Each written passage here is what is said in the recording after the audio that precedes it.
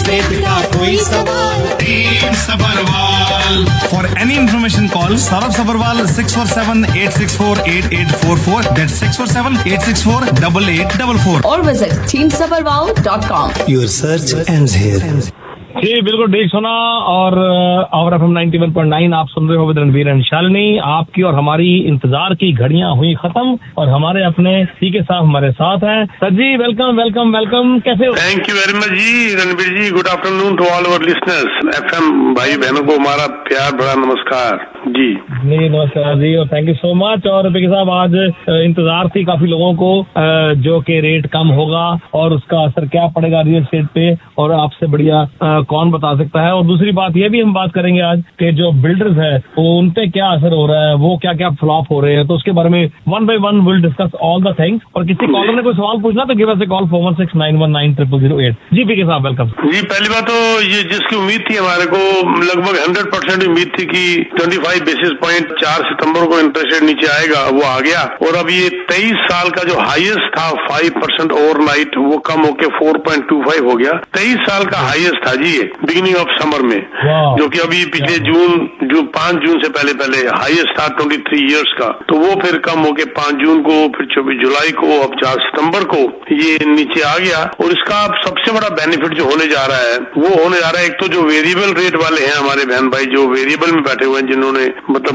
बहुत ज्यादा ब्याज दे दिया, इंटरेस्ट दे दिया, उनके ऊपर बड़ा फर्क पड़ेगा। और एक जो हीलॉक्स जिन्होंने यूज कर रखी है, home equity line of credit, उनके ऊपर भी रेट सेट कम होने का बड़ा बेनिफिट होगा, उनकी पेमेंट्स भी कम हो जाएंगी। ये तो इसका बड़ा एक जिसे कहते हैं आज। और साथ में अब ये भी मैं कह दूं कि ये इकोनॉमिस्ट ये कह रहे हैं कि जी bank of Canada rate cuts pre continue, ये कंटिन्यू करने की उम्मीद बता रहे हैं। हाँ ये भी कहे जा रहे हैं कि क्योंकि इकोनॉमी कूल हो रही है और इन्फ्लेशन नीचे आ रही है, बैंक ऑफ कनाडा ने अब कमर कस ली है इंटरेस्ट रेट कम करने की। और उम्मीद की था पीके साहब के शायद आज 0.5 भी जा सकता था, बट हाँ वो बहुत कम थे जी। वो लगभग जो ये सर्वे हुआ था उसमें 10% के आसपास लोगों ने कहा था, 2-3 इकोनॉमी ने कहा था हो सकता है, पर मेरे ख्याल से अच्छा वो नहीं हुआ। नहीं तो ये ना हो ना जैसे तेजी से बढ़ा था और बुरा हाल हुआ वैसी तेजी से कम करके फिर वही बुरा हाल दोबारा ना हो जाए। तो ये संभल के चल रहे हैं इस वक्त बहुत ज्यादा। और इसके अलावा ये माना जा रहा है कि अब जिस हिसाब से अभी हालात है, जिस हिसाब से हमारी एम्प्लॉयमेंट लेबर मार्केट है, जिस हिसाब से हमारी इकोनॉमी है, जिस हिसाब से रिटेल सेल है, जिस हिसाब से हमारी इन्फ्लेशन नीचे आई है, अभी देखो जीडीपी की भी खबर आई थी तो थोड़ी ग्रोथ हुई है 2.1%। हालांकि उसका इतना अच्छा असर नहीं पड़ेगा लेकिन फिर वो बड़ा नॉमिनल सा था। उम्मीद ये है कि अब 23 अक्टूबर को भी इंटरेस्ट रेट कम होने की उम्मीद है और उसके बाद 11 दिसंबर को भी इंटरेस्ट रेट कम होने की उम्मीद है। अब ये कहा जा रहा है रणबीर जी की ये जो ओवरनाइट रेट है जो है वो अब इस बार जैसे 2 बार और कम होता है तो अब ये कम होके रह जाएगा 3.75 और उसके बाद 100 बेसिस पॉइंट अगले साल की उम्मीद बताई जा रही है। 100 बेसिस पॉइंट यानी कि 2.75% by the end of next year होने की उम्मीद है। पहले 90% लोग कह रहे थे इकोनॉमिक्स की 3% तक जाएगा, लेकिन अब वो बदल के अब कह रहे हैं कि ये 2.75 तक जा सकता है, end of the next year ही जा सकता है। लेकिन एक बात बता दूं, इसको गलत ना समझ लीजिए, इंटरेस्ट रेट ये प्राइम इंटरेस्ट रेट नहीं है, ये ओवरनाइट रेट है। कई लोग समझे कि इंटरेस्ट रेट दोबारा 2.75 हो जाएगा, ये ओवरनाइट रेट 2.75 होगा। यानी कि अगर ये होता है तो प्राइम समझ के चलिए 4.5 के आसपास, जो कि आज तो 6.7 में 25 बेसिस पॉइंट और कम हो गया। तो लेकिन एक बात और बता दूं यहाँ पर, इस वक्त जो आरबीसी की रिपोर्ट आई और हम जो देख रहे हैं जिस हिसाब से नेगोशिएशन चल रही है बैंकों के साथ, एक किस्म से ये इंटेंस कंपटीशन चल रहा है बड़े बड़े बैंकों के अंदर क्लाइंट खींचने के लिए। बिजनेस नहीं है इनके पास बिजनेस नहीं है।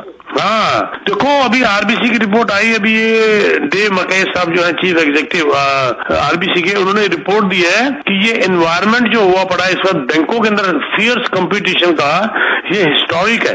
और सर वो कह रहे हैं कि इतनी ज्यादा मॉर्गेज बिजनेस कम हो गया है, वो आरबीसी की बात कर रहे हैं कि 1/3 रह गया बिजनेस, 1/3। तो ये इसका बेनिफिट उठाइए, अपने अपने बैंकों से नेगोशिएट करिए, वो बिजनेस खींचने में लगे हुए हैं और आप इसका बेनिफिट उठाइए। कभी हम जाते थे वो बात ही नहीं करते थे और आज इनको बिजनेस चाहिए, इनको बिजनेस चाहिए। और इंटरेस्ट रेट 3 ईयर देख लिए, 3 ईयर फिक्स जो था कहाँ पर वो 5% से ऊपर था, कम होकर 4.6 तक आ गया। और ये भी उन्होंने कहा है कि उनके प्रॉफिट मार्जिन बड़े कम हो गए हैं, लेकिन वो बिकॉज ऑफ मॉर्गेजेस कम हो रही हैं, लेकिन वो इंटरेस्ट रेट कम करके क्लाइंट्स अपनी तरफ खींचने की कोशिश कर रहे हैं लोग। ये एक किस्म से मेरे ख्याल से तो एक आम आदमी के लिए बहुत अच्छी बात है। That's very nice. That's very nice. और दूसरी जो बात, जो रिपोर्ट्स आ रही थी कि जो बिल्डर काफी फेलियर क्यों हो रहे हैं, हाँ, क्या असर पड़ेगा? हाँ, ये बहुत बड़ी, ये बहुत इंपॉर्टेंट सर, ये रिपोर्ट अभी आ रही थी। देखो हम सोचते हैं कि रणबीर जी की हमारे लिए बड़ी प्रॉब्लम खड़ी हो रही है, हमारे लिए इंटरेस्ट रेट ज्यादा हो गया, हम लोग मॉर्गेज नहीं दे पा रहे, हम लोग ये नहीं कर पा रहे, बिल्डर हमें खा गए। पर ये नहीं पता इस बिल्डर खाने के, बिल्डर खुद बड़े भारी परेशानी में घुसे हुए हैं इस वक्त, बहुत बड़ी परेशानी में। ये फॉरबियरेंसेज, रिसीवरशिप, इंसॉल्वेंसीज, ये आपने देखा है कितनी ज्यादा हो रही हैं, कितनी बिल्डरों के अंदर भी हो रही है ना। तो ये जो अभी आपने देखा रिसीवरशिप के कुछ बिल्डर भी और गए थे, अभी वेंडिक देखा था, सुना था आपने, अभी हैमिल्टन में एक सुनने में आया। तो ये लोग इतनी परेशानी से जा रहे हैं और इनको भी रिलीफ मिलेगा ना रणबीर जी। अब जब क्लोजिंग आती है, जब ऑक्यूपेंसी आती है, तो मुझे कॉल आती है, लो जी जब हमने लिया था तब हमें ऑक्यूपेंसी कॉस्ट बताई गई थी, मान लीजिए 3000, आज बिल्डर ले रहा है 4700, बिल्डर ने हमें लूट लिया। उनको मैं ध्यान से बोलता हूँ अपना एग्रीमेंट पढ़ने के लिए, जब आपने लिया था मान लीजिए तब इंटरेस्ट रेट था 1% और आज इंटरेस्ट रेट है 6.7% प्राइम। तो आप देखो इसके ऊपर जब वो ऐड करता है एज पर कंडोमिनियम एक्ट, जब वो ऐड करता है तो वो 7.7 इंटरेस्ट रेट हो जाता है।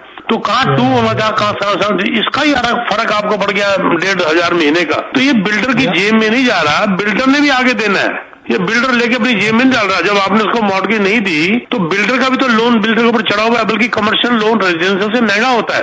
तो बिल्डर इस चक्कर में भी बहुत ज्यादा परेशानी में चले गए थे।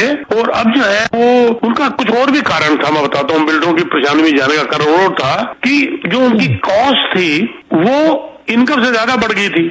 मतलब जैसे जो उन्होंने इक्विटी वगैरह, उसका और ब्याज बड़ा जबरदस्त, इक्विटी को छोड़ दो तो बाकी जो लोन थे उसका ब्याज बड़ा ज्यादा बढ़ गया, और जो उनकी इक्विटी थी उसके ऊपर वो और पैसा नहीं ले पा रहे थे। फिर वो कुछ प्राइवेट लेंडरों से और महंगा लेना शुरू कर दिया था, बचाने के लिए अपने आप को साइड कॉन्ट्रैक्ट करने शुरू कर दिए थे इन लोगों ने। देखो हर एक की अपनी, कहते हैं ना कहावत रणबीर जी, जितना बड़ा सिर उतना बड़ा सिर दर्द। तो हम लोग नहीं समझते इस बात को, प्रॉपर डिसीजन टाइम से ना लेना, डिले हो जाना प्रोजेक्ट का, वो बड़ी कॉस्ट थी। कई है, जैसे फॉर एग्जाम्पल उनके परमिट्स लेट हो गए, जमीनें इतनी महंगी। अब जैसे घर किसी का मान लीजिए $8 लाख में खरीदा था, आज जैसे मार्केट गिर गई तो बैंक उसको अप्रेज कर रहा है 7 लाख का, तो अब आपको 20% के साथ साथ 1 लाख ये भी तो लाना पड़ रहा है। इसी प्रकार बिल्डरों का भी यही हो रहा है कि जो उन्होंने जमीनें खरीदी थी, जब नीचे आ गया प्राइस, तो जब उनको लेंडर उनका अप्रेज कर रहा है तो कह रहा है जी लाओ जी डिफरेंस लेके आओ, और इसमें मर गए 10 से 15 मिलियन इनका बजट बढ़ गया एवरी ईयर, एवरेज हर बिल्डर का $10 से 15 मिलियन सर। तो आप लगाओ कि ये परेशानी आएगी। अब इसमें भी रिलीफ मिलेगा थोड़ा सा, और मिलना शुरू हो गया मैं तो कहता हूँ, और उसका बेनिफिट एक आम जनता को जरूर होगा जी। और दूसरा अभी कॉन्डो मार्केट में हलचल शुरू हुई, कितना फर्क पड़ा हाँ, हलचल शुरू हुई। देखो जी इसमें टाइम तो लगना है रणबीर जी, क्योंकि पहले जो एक्स्ट्रा इन्वेंटरी है पहले तो वो निकलनी है ना। इसमें जो इन्वेंट्री की बाढ़ आई हुई है, बेचने वालों की लाइनें लगी हुई हैं, जो तो होल्ड कर रहे हैं वो सारे बेनिफिट में जाएंगे। वो खुद कहेंगे साल के बाद, 1.5 साल के बाद, 2 साल के बाद कि लो जी हमने बड़ा अच्छा किया, होल्ड कर लिया। हालांकि आज उनकी जेब से 1500, 2000 जा रहा है, लेकिन अगर वो ध्यान से देखें तो नहीं जा रहा, क्योंकि मॉर्गेज की कर्जा भी तो उनका उतर रहा है, कैश फ्लो माइनस हो रहा है, उसमें 200-400 अगर जा भी रहा है, और अगर मार्केट मान लीजिए 3-4% भी बढ़ जाती है, तो अगर 8 लाख का भी है तो 30,000 तो बढ़ गए, तो साल का 6,000 उनकी जेब से देना ही पड़ गया। अगर कैलकुलेशन करें तो ये जो है अल्टीमेटली होल्डिंग के ऊपर ही बेनिफिट है। और ये पहले तो ये जो बफर बना हुआ है, ओवर इन्वेंट्री है, पहले तो ये पूरी होगी, इसको 2-4-6 महीने लगेंगे और धीरे धीरे इम्प्रूव करेगी। और जैसे आज ही की रिपोर्ट आई है सुबह की, भाई एक्सपेक्ट कर रहे हैं कि 1 से 6% प्राइस बढ़ने की उम्मीद हो रही है अलग अलग सिटीज के हिसाब से। और तो ये जो है यस, इसको टाइम लगना है, पर आई थिंक नेक्स्ट ईयर, जैसे हम कहते थे कि 2023 ईयर टू वॉच बुरे हाल के लिए, अब हम कह सकते हैं 2024 ईयर टू वॉच अच्छे हाल के लिए। That's right. और इकबाल जी का मैसेज आया, कहते जैसे आपने अभी कहा कि अगले साल एंड तक 2-2.5%, 3% तक रेट हो जाएगा, तो कहते फिर तो वही हाल होगा, मल्टीपल ऑफर, और जैसे प्राइस बढ़ रहे थे वैसे ही हालात बनेंगे कि रीजनेबल बढ़ेंगे प्राइस? नहीं सर, वही मैं क्लियर करना चाहता हूँ, इंटरेस्ट रेट नहीं होगा 2.75% की उम्मीद है ओवरनाइट की, ओवरनाइट की उम्मीद है, ना कि इंटरेस्ट रेट की उम्मीद है। इंटरेस्ट रेट जाके बनता है 4.5% के आसपास, और जो कि बड़ा जायज है।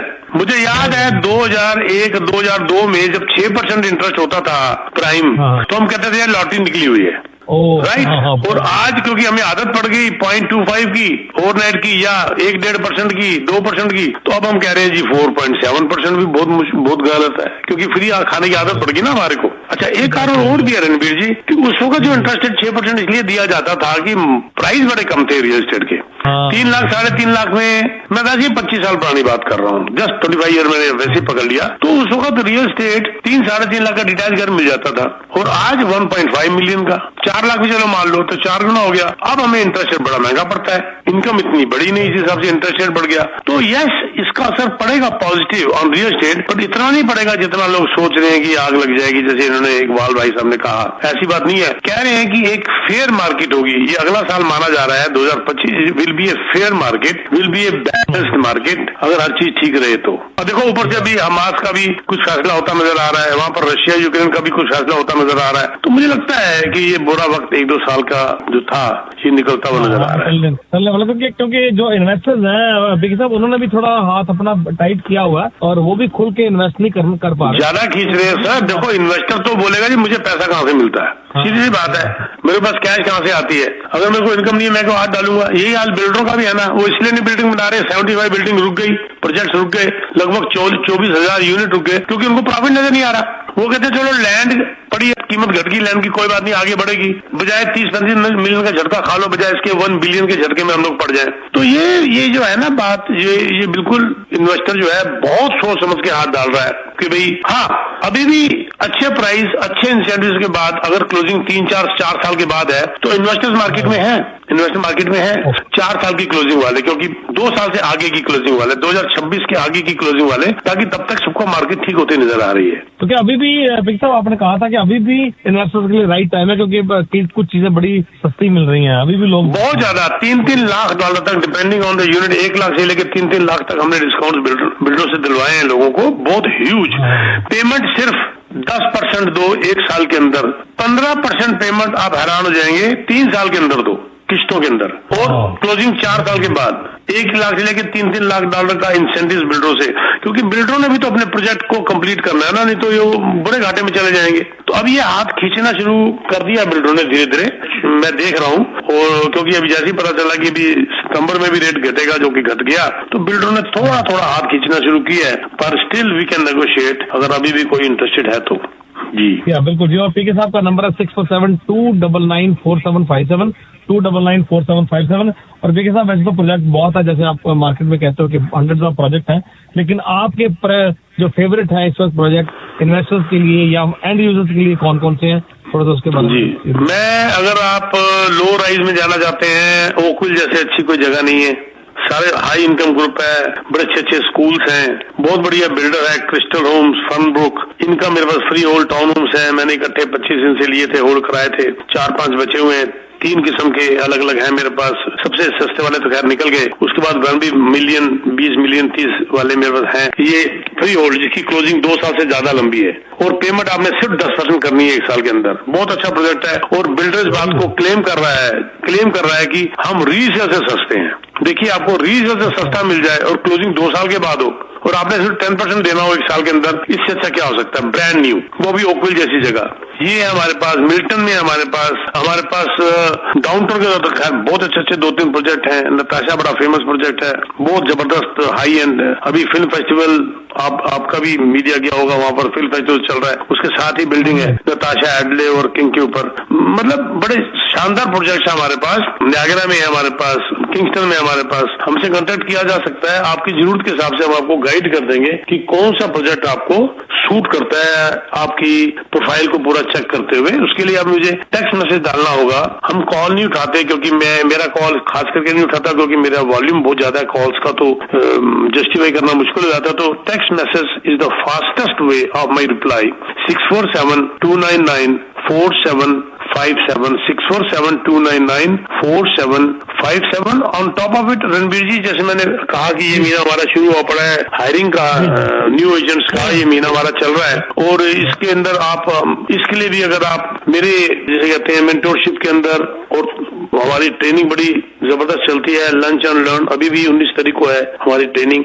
उसके अलावा 3 किस्म की अलग अलग ट्रेनिंग हमारे ऑफिस में होती है, सोशल मीडिया की, वेब फॉर्म्स की, अलग अलग तरीके से हमारी ट्रेनिंग होती है। उसको अगर आपने उसका बेनिफिट लेना है या रीसेल के अंदर आके हमारा डिपार्टमेंट है उसमें आपने ज्वाइन करना है या प्री कंस्ट्रक्शन में ज्वाइन करना है, बिल्डरों से डायरेक्ट मुलाकात करवानी, उनको यहाँ अपने ऑफिस में बुलाना, ये नहीं कि lower staff higher staff president तक हमारे ऑफिस में आते हैं, चेयरमैन को भी हमने वहाँ बुलाया हुआ है, उनसे इंट्रोडक्शन कराई हुई है। आपको लेके हम अपने साथ जाते हैं, बिल्डिंग बिल्डरों से मिलवाते हैं, प्लस बिल्डिंग के ऊपर वहां जाके ऑन साइट हम आपको ट्रेनिंग देते हैं कि ये बिल्डिंग बेचने लायक है कि नहीं है, अगर बेचने लायक है तो कौन से यूनिट्स कैसे हैं, कैसे बहुत जबरदस्त इंटेंस जो है इंटेंसिव नॉलेज वगैरह हम दी जाती है। इसके लिए अगर आपने हमें ज्वाइन करना है तो टेक्स्ट मैसेज डाल दीजिए और मैं नंबर फिर देता हूँ, आपको कॉल कर ली जाएगी 24 आवर के अंदर। Then we'll have a meeting, वहां से हम शुरू करेंगे। 647-299-4757 647-299-4757। Thank you very much Ranveer ji.